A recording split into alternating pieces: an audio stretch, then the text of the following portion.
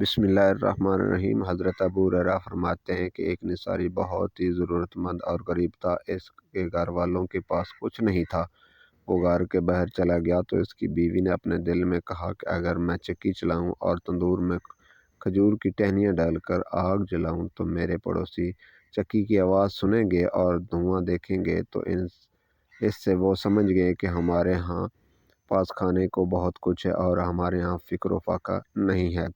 اس نے اٹھ کر تندور میں آگ جلائی اور بیٹھ کر چکی چلانے لگی۔ اتنے میں اس کا خاوند آ گیا اور اس نے باہر سے چکی کی آواز سنی اور پھر دروازہ کھٹکھٹایا۔ بیوی نے کھٹکھٹاتے ہوئے دروازہ کھولا۔ خاوند نے پوچھا، تم کیا پیش کر رہی ہو؟